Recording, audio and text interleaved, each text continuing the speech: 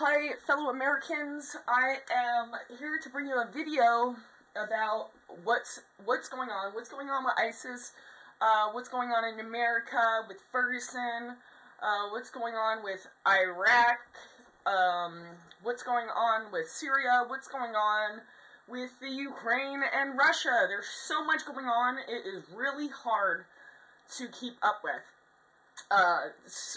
There's so many fucking things. So I've been researching into it, and it's just blowing my mind. So I just want to make a quick video, but as you see, there's a lot of tabs up there. That's what I'm saying. This is crazy of what's going on. So I tried to put together as much as I can in one video and try to show you and let the videos explain to you what is actually going on. What is the truth behind what's going on? Because I don't like to deal in listening to one news group tell me what's going on. I want to hear at least 10 things and then come to my own conclusion. So I tried to get as much in, but let's start off in the beginning. This is an article from marymori.com. ISIS militants have U.S. passports. False flag underway. It says, you know, they're masked sociopath murderers who fight the Islamic State, and they have passports. Here, let's move on. This is, you know, another thing that's going on. It's the Ukraine crisis, and Russia has launched a great war. Does that look familiar? Because that looks like some of the vehicles that were in the streets of Ferguson, doesn't it?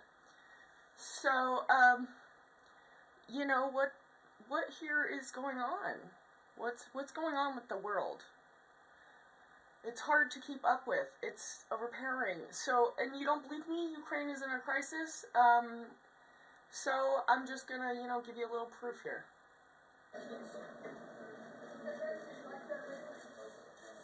This is the president of Ukraine, I believe. Now let's stop and take a photo off. Wait, no, let's stop and take another one. We are in a very serious, I would say, dramatic situation. We may see a situation where we reach the point of no return. If the escalation of the conflict continues, this point of no return at the top, must watch, build up to the thermonuclear World War III. Russian aggression against Ukraine will not stay without European Union reaction. Today we are talking about the fate of Ukraine, but tomorrow it could be about the fate for security and stability for the whole world. For the whole of Europe.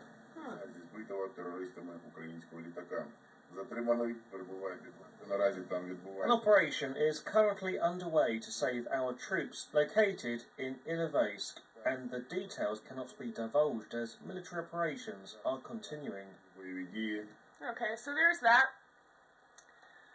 And this is just crazy. Now this is the Ukraine war. Terrorist Motorola threatens Poland. Now when did Poland get into it? Well, it's to take revenge for a Shugu plane. And let's skip forward past this guy.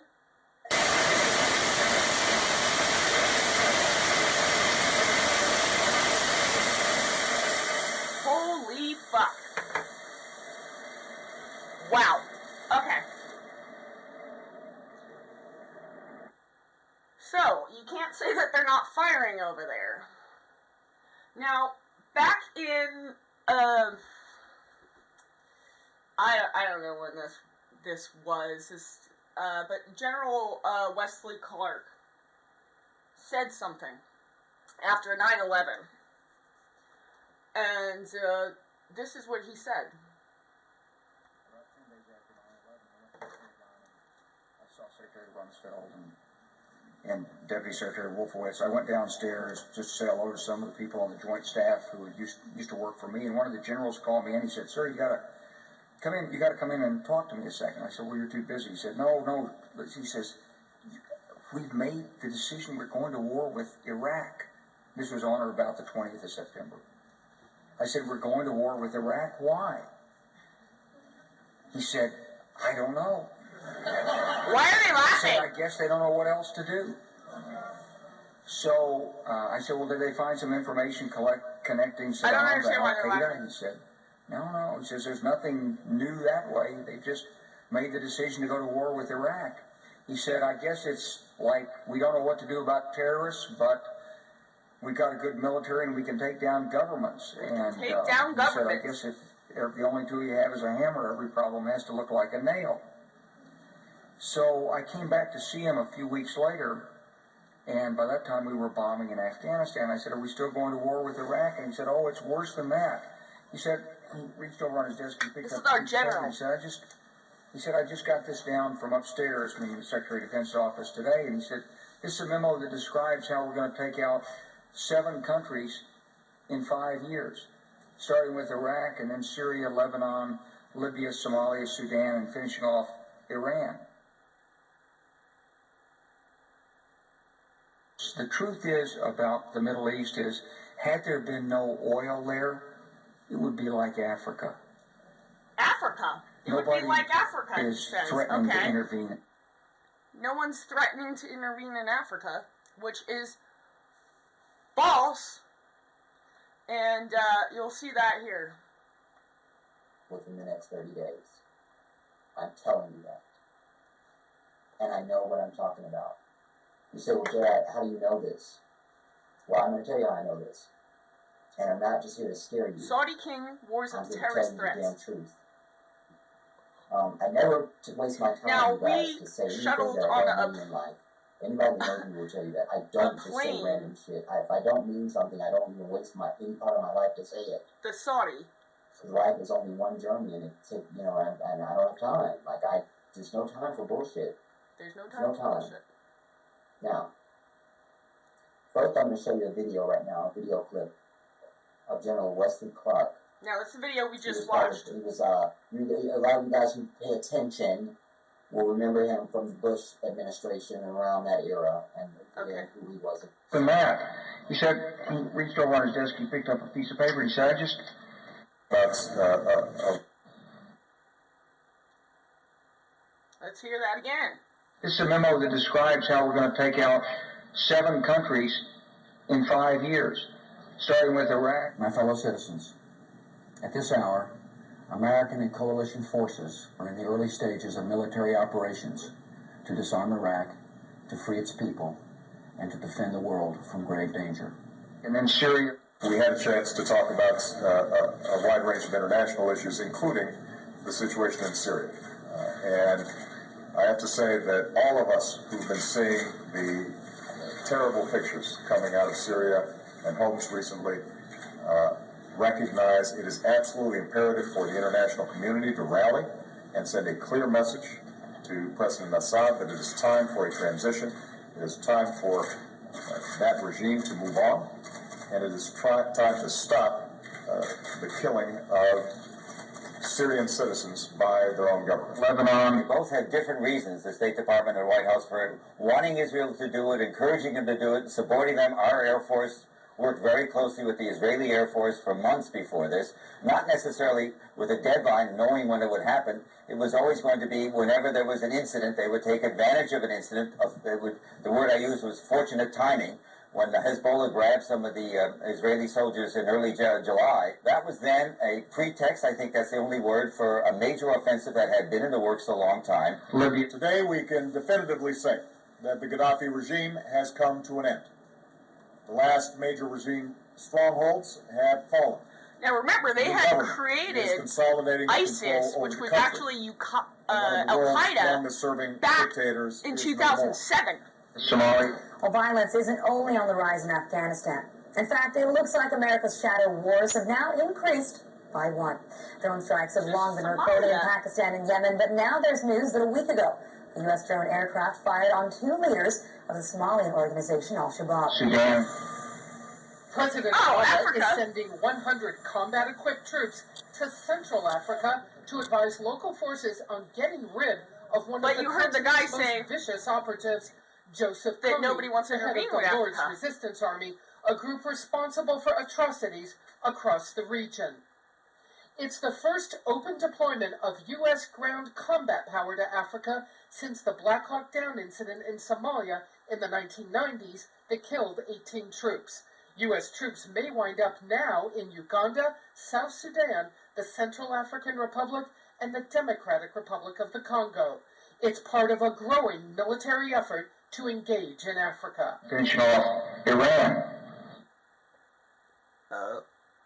Do we really need a clip about Iran? I said, is it classified? He said, yes, sir. I said, well, don't show it to me. And I saw him.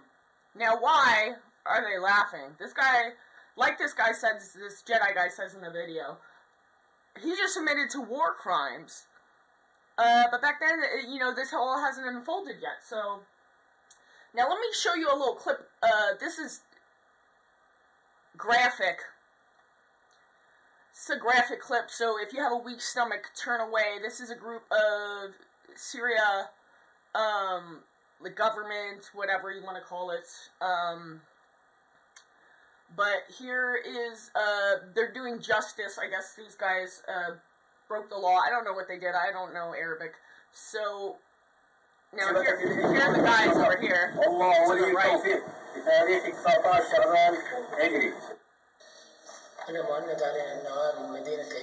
Now they make them speak first, and then let me go ahead here. And they proceed to cut off his hand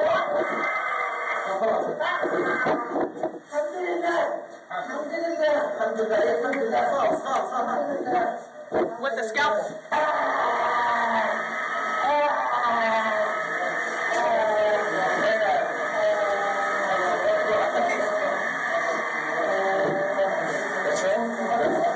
And some people might say, how do they cut off his hand with a scalpel when there's bone there? In the wrist, the bones aren't really connected, so you can easily get through the tissue there. It's disgusting. Now, here's an old Muslim in our own state who gets it, like he understands. Listen to what he says about ISIS. In the name of God, the most gracious, the most merciful, praise be to Allah, Lord and Cherisher of the world. And may Allah send His peace and blessings upon Prophet Muhammad, peace be upon him, and those who rightly follow him until the day of judgment. Amen. We are told that ISIS wants to attack America. And I say that's a lie. ISIS cannot and will not attack America. It's a fake threat created by the CIA of America, and they want to use this lie as an excuse so they can wage World War III and attack Iraq. They want to use this excuse, it's a lie, and they want to use this fabricated lie as an excuse so they can start World War III and attack Iraq.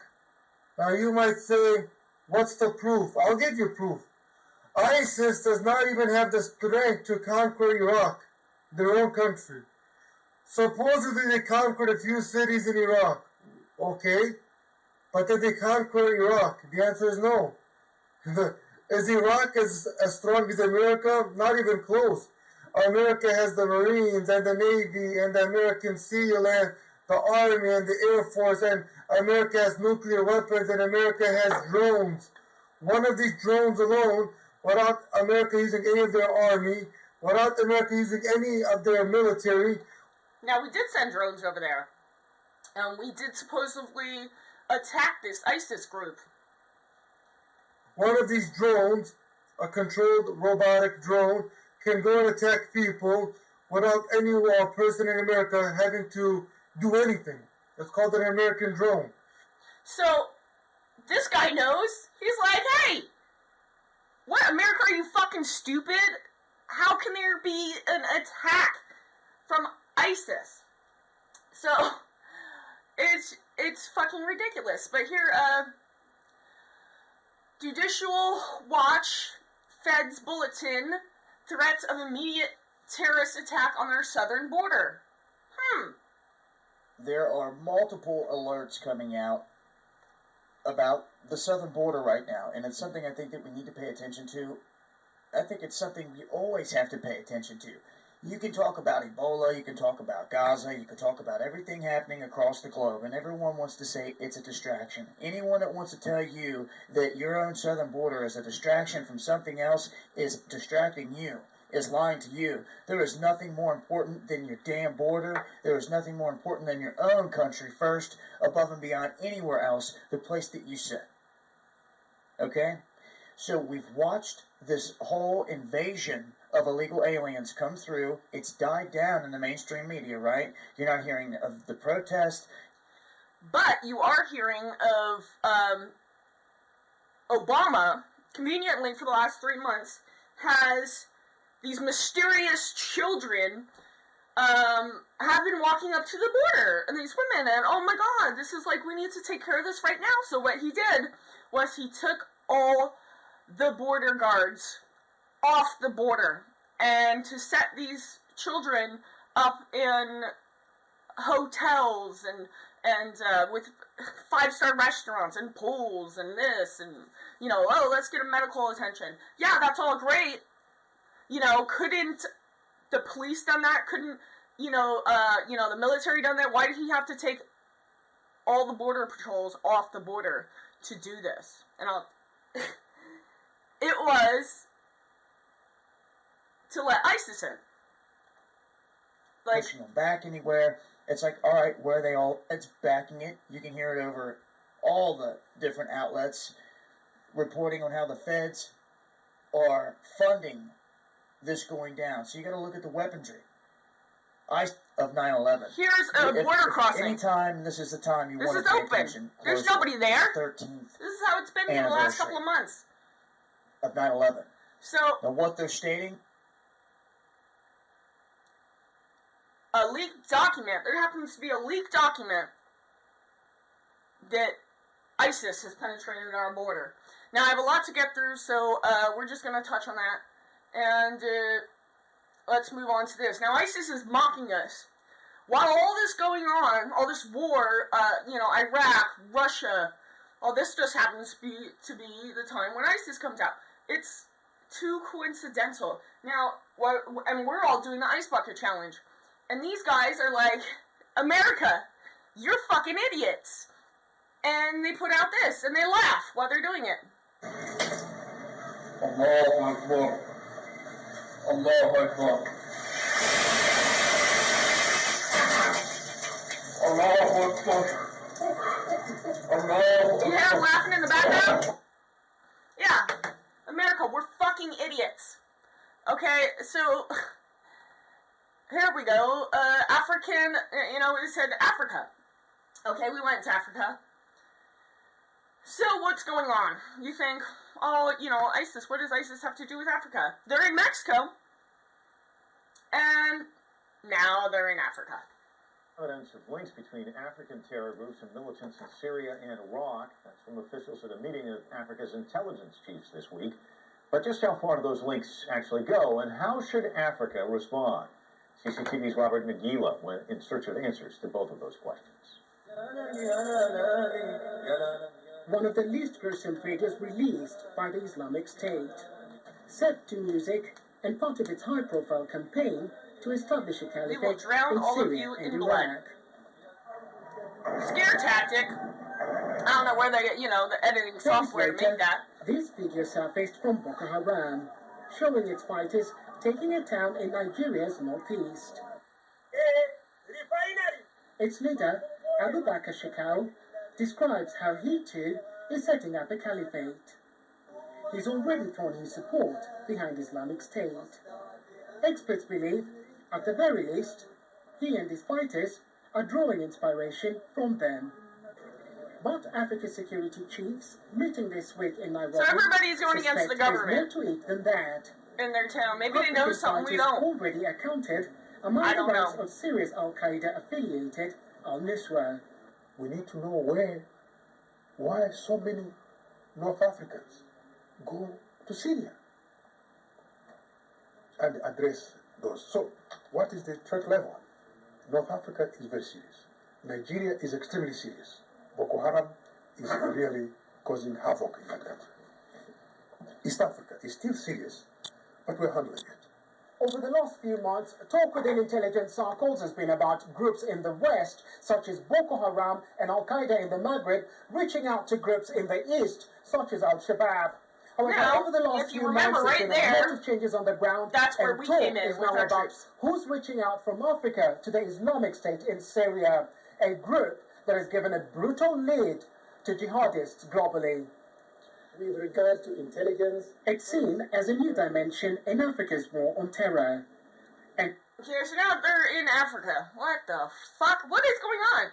And these are videos that they post online. This is also graphic. If you can't stomach it, turn your head away.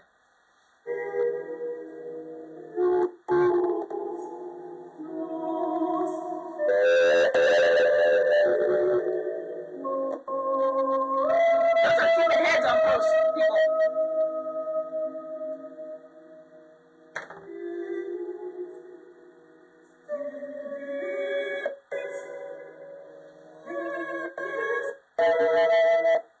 So, yeah, they're chopping up people's heads and putting it on post. Now, this is what an actual Syrian girl says about what's going on.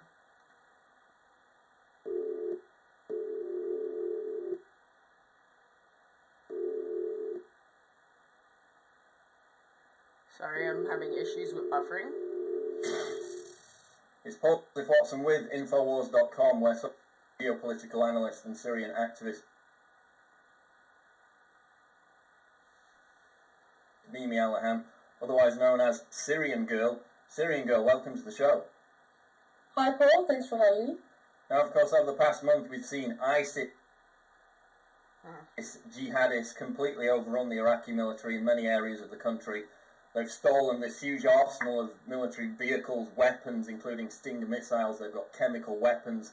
They've seized towns, committed atrocities, and now sorry guys, they're destroying mosques. So where did this group come from? Who's responsible for its expansion, and how did it become so powerful?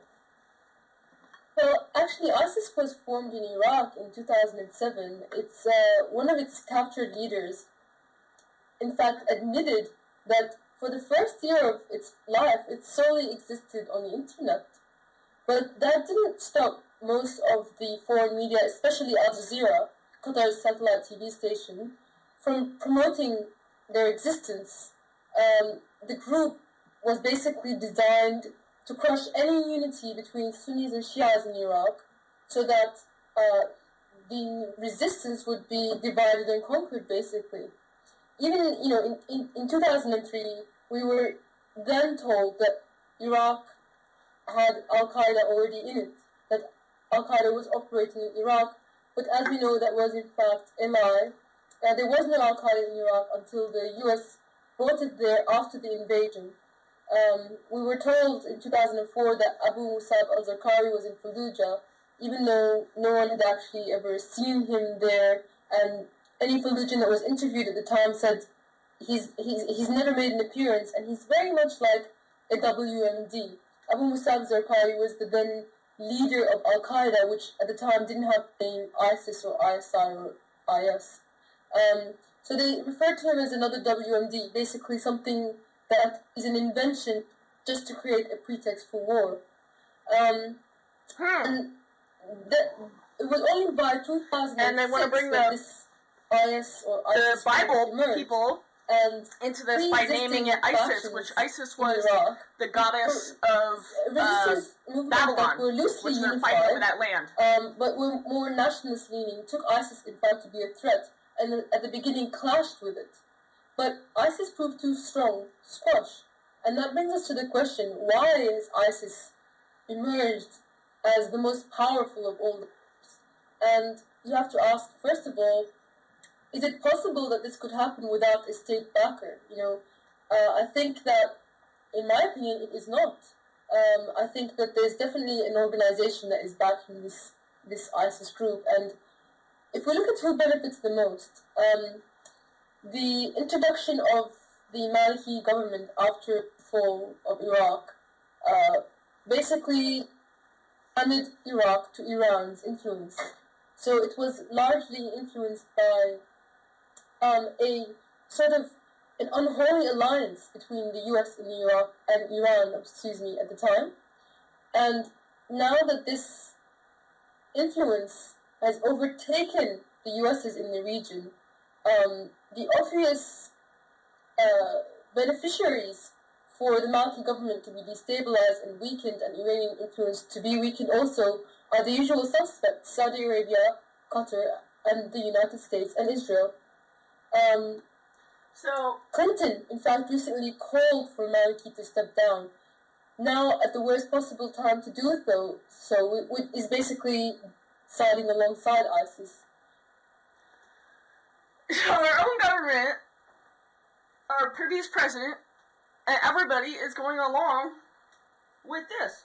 Who has the benefit?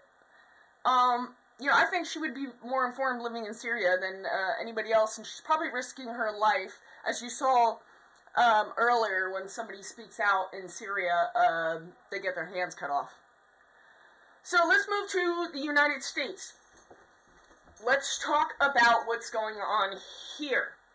Ferguson, the riots, the military, the politicization, they got all this equipment. So let's just watch a little clip from there.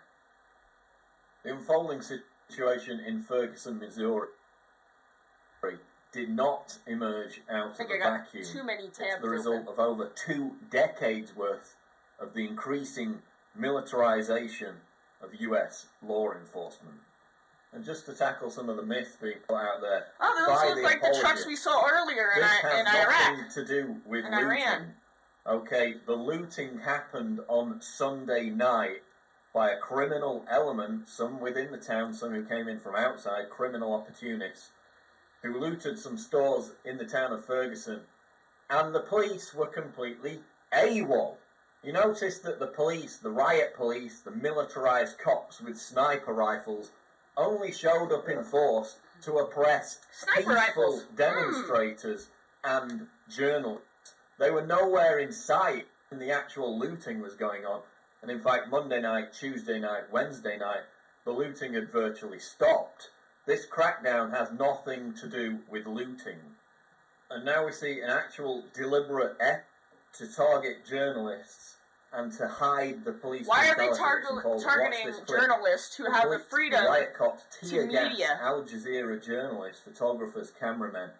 They're forced to flee, run off in the opposite direction. They're shooting them with rubber bullets right there, and then, too. as you can see here in this clip, the riot cops get out of the armoured police car, on which, of course, we saw the images of...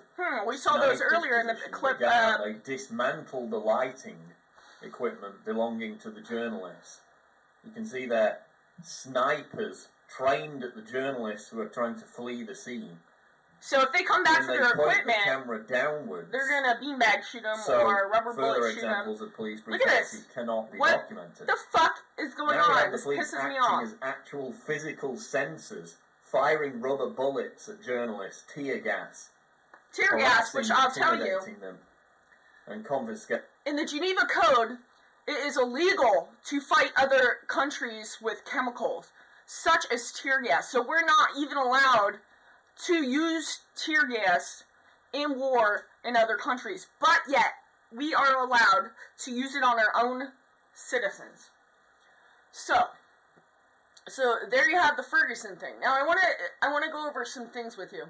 This is the civil disturbances paper or book. It's Army that they gave to our police departments. Okay?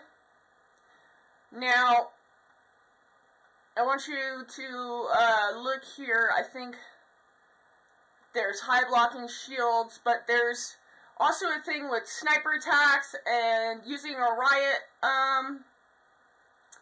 shield and how to best get blows that will cause injury or death, behavior modification, psychoanalysis of crowds. This is all available online. You can just type in the ATP 339.33 and go to the homelandsafety.com or various sites. So this is a true book that they handed out to the police in all our countries, okay? Or in all of our country. Okay, now when I was looking up, they also, Homeland Security just bought up, over the last 2 years, 1.4 billion rounds of ammunition. Now, they said it was for target practice, but everybody who shoots knows that hollow points aren't for target practice. So why would you need a hollow point? Well, it effectively kills better than any other bullet. So, I was looking for the records on this, and, ooh, it's at the beginning of the log. And I went down, let's go to page, where's the rest of the pages? Okay.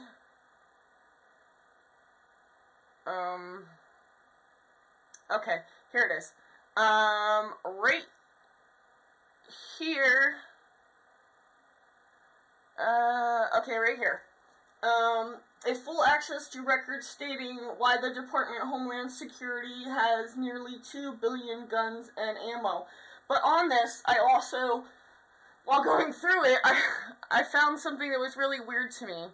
And that's this. Here, in 4/9/2013, it says, any records including videos or audios, paper documents, electronic documents, emails, logins, other documents and communications regarding or related to any of the action against you, any of the action contracted against you to third parties, any action given to volunteers against you, any operations or actions performed in Ames, Iowa, in July of 2012, any action or operation related to the cousins reported missing, killed in Evansdale, Iowa.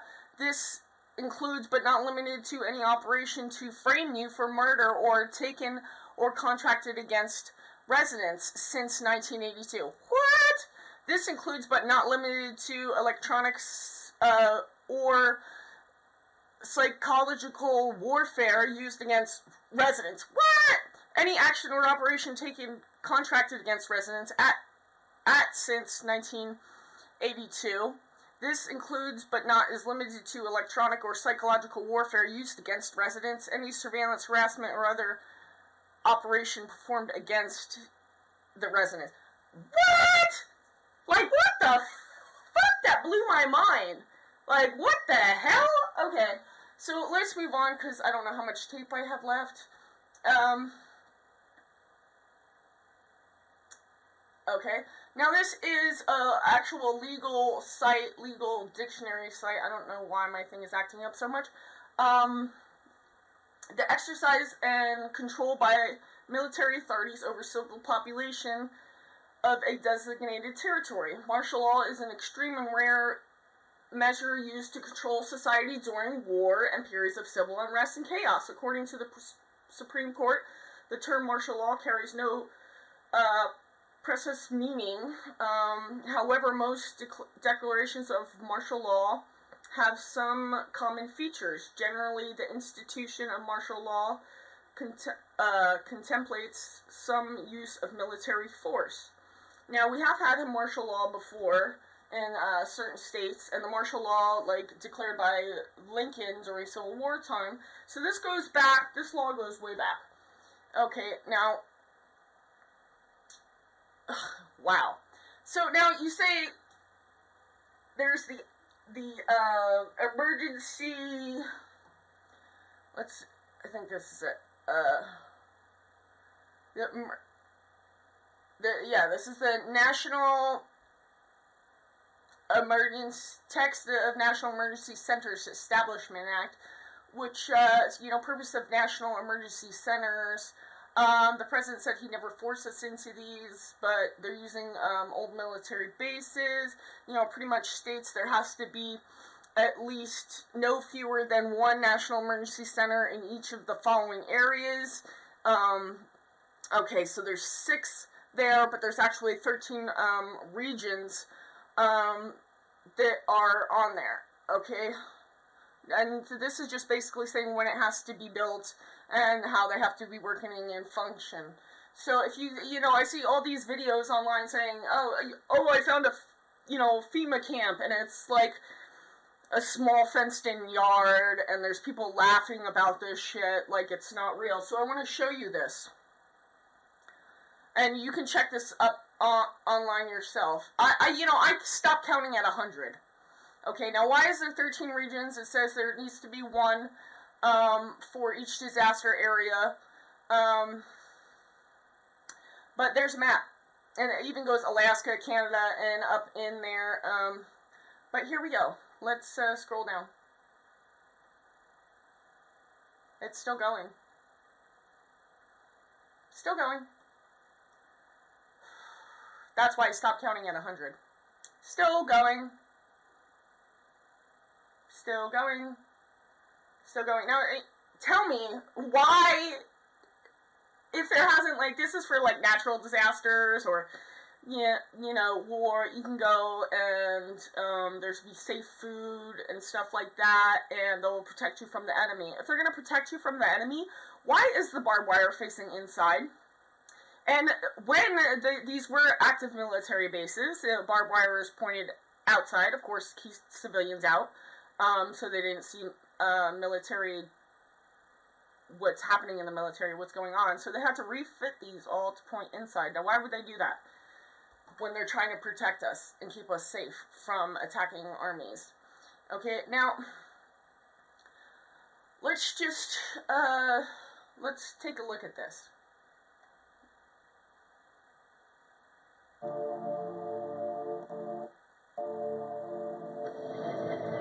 Now, there's a UN Treaty Act that the UN will come in and take over and help the United States confiscate our guns.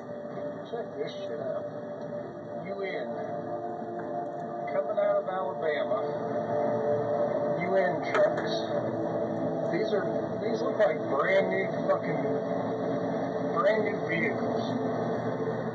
Alabama. Okay. I'm not sure what the hell is going on with this, or why we got UN trucks coming out of Alabama, or at least they're Alabama truckers. No identification on them, just UN trucks. Now I'll give you facts. Yeah, these are definitely brand new. I'm not the media. I don't care about the propaganda. I care about the truth, and I want to know the truth. There is a new worry on our southern border tonight. And I want to know huge recent surge in illegal immigrants. What's going on? What's really going on? Advantage. Megan, let me just say this. What I've watched over the last few days is so problematic that what I'm about to say on your show is the most important thing I've ever said. Now, I don't like Fox News because they try to get you more problems facing this country. We know them all, especially the major ones: joblessness, welfare, national security, so on and so on. And as I stood on that border and I watched those cartels drag over all the things they did, I went over to the bus depots and watched thousands upon thousands of illegal aliens be bussed around almost as if they were at Disneyland, being sent off to somewhere USA. All I could think was that all those major problems now they're trying to scare you. A major epidemic. Our Border Patrol, I met with the Border Patrol today. I met them secretly. They told me the morale is down. The criminals that are coming through this country is earth-shattering. And I can tell you this. I feel that our country and the future of our children they were pulled out fallen off by Now a closer look at those militants tearing Iraq apart, boasting of the brutality with those images we showed you at the top. Tonight we're learning more about them and about the man who leads them. He spent years in U.S. custody. They have a strategy, and it's working. They use social media. We released this guy. Many of the images in this story come from accounts associated with ISIS Can't be. Why did we release him? Leader of ISIS, Abu Bakr al-Baghdadi, was in U.S. custody in Iraq for 4 years. When he was released in 2009, his parting words to U.S. troops, "I'll see you in New York."